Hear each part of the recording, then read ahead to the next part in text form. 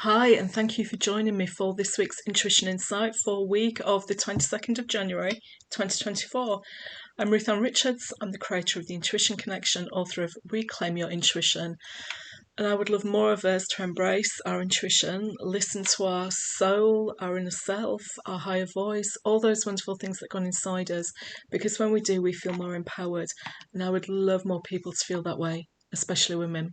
So each week I share guidance from the universe that can help us stay connected to our intuition for the week ahead. And I use my own oracle, Reclaim Your Intuition. And this week's message is chaos.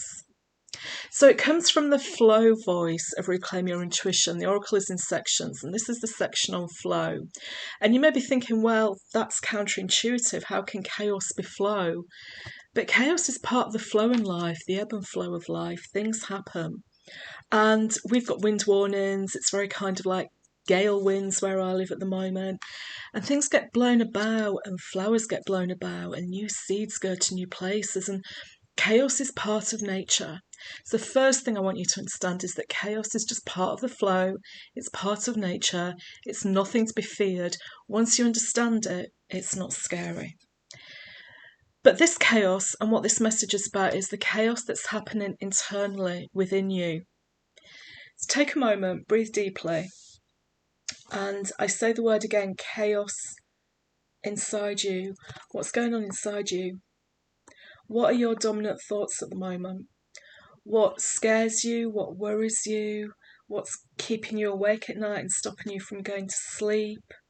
Now, it may be the big things that are happening in the world because there's a lot going on, but equally, it's probably the things closer to home as well.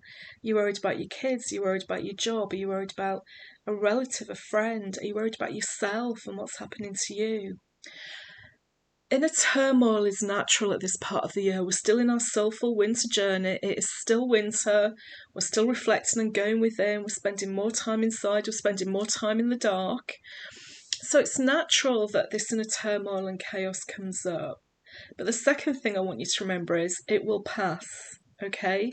It's not likely to be with you forever. Chaos does pass. The winds calm down, things settle.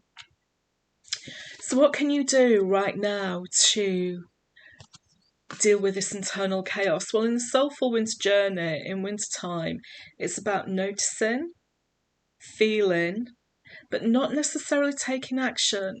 You just need to be able to say to yourself, oh, okay, my dominant thoughts, feelings, what's occupying my mind the most is X. And once you acknowledge it, maybe you want to write it down, journal it, write it and burn it. It's the full moon, on Thursday. It's the time for acknowledging and not necessarily a time of doing. Flow is about experiencing. So it's about understanding and feeling the chaos. You don't have to feel into it and make yourself more miserable than perhaps you might feel at the moment. But you have to acknowledge what it is. Now, you may not know what it is. You just have this feeling inside that something isn't right, and that's okay. What you can acknowledge is there's something not right at the moment. I don't yet know what it is, but that's okay. I'll find out at the right time. And then breathe. Once you can understand, acknowledge, appreciate that chaos is part of life, the internal and inner turmoil chaos is part of life, that it will pass, it does become easy to deal with. So this is about knowing, feeling and reflecting what the chaos is inside you. Not worrying about how you solve it, not worrying about how it's going to work out. You can give that to the universe, to spirit, to Mother Nature, whatever the other world is that you believe in, and ask them for help for it. I hope that helps you for the week ahead. If you are feeling some inner turmoil, sadness, grief, distress, I send you my very best wishes and hope you have a calmer and less chaotic week. Take good care. Bye.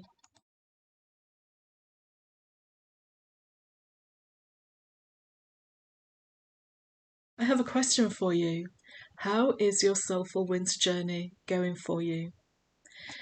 That time of hibernating, of going within, it's a time for reflection. It's a time we spend at home more because the days are so short and dark, and we just feel like being at home, curling up on the sofa, maybe with a good book, watching a good movie or box set. But it's also the time when our soul calls to us more to listen to it, to listen to what's going on, to listen to what our heart wants and what we desire. And maybe like me, you've noticed recently that sunrise is starting to be a few minutes earlier, and sunset, is getting a few minutes later. And there are these sparks out there. We've had some beautiful weather here of gorgeous blue sky, radiant yellow sunshine, absolutely freezing, but it's just a beautiful time. But it does make me feel like spring is on the way. There's not many weeks of winter left before we head into spring. Now, before you get excited about spring, please remember that when living seasonally, spring isn't about jumping into action after that soulful winter journey of inner reflection. Spring is time for sowing seeds, for planting and making plans before you go into full-blown action with things in the summer. Summer is the time for action. So to help that transition into spring and to help with the planting of sowing seeds, the seeds of your life, the seeds of your desires, what you want for your life, I'm offering a program in spring called Spring Awakening. So you can join me and my community for 3 months, March, April and May, as you transition out of the Soulful Winter Journey and into the Spring Awakening. It's about awakening your soul, reclaiming your intuition, healing your hurt, and to be empowered, because ultimately that's why I teach and have a community about intuition, being soulful and spiritual, because it makes us empowered and it helps us live our best life and do the things that we truly desire and want to do. And that's what we'll be considering in Spring Awakening. So over the 3 months, it will be a mixture of individual support from me and being part of a community. One of the things I've learned from my own experience and of teaching other people to reclaim and connect to their intuition is that it works when you have individual support, but you can also be around like-hearted people. And that individual support is important because so many people say to me, where else do I get to have these conversations and who else can I talk to about this? Whether it's intuition, spirituality, you're not sure what you believe about the other world and you want to make sense of it, or there's just something inside you and you don't know what it is and you need help bringing it out, finding it, calling it forward and understanding it. That's what I can help you with. There's no judgment from me. I just help you and guide you to work out what it is that your beliefs are, how you want to reclaim your intuition and what it means to you, because it is different for each of us. The people who have had intuitive mentoring with me are just amazing. They've found a way to reclaim their intuition and feel empowered. And the community part is my intuition circle. It's a group of like-hearted women who are on the path to reclaiming their intuition, embracing it in every part of their life, and listening to their soul, listening to their heart, and living in a way that truly benefits them and those around them. So it's great to have that one person to talk to, but sometimes you need to be in the company of other people and listen to what they have to say about how they feel and what they're doing to embrace intuition into their life as well. Starts on the 1st of March, finishes on the 31st of May. If you would like more information, you'll find a link with this video to tell you about that. There's information on the website. And if you want to find out if it's for you and to talk to me directly, it's simple.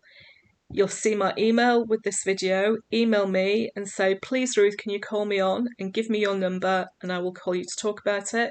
But if you're feeling really bold, my phone number will be there as well and you can give me a call to have a chat.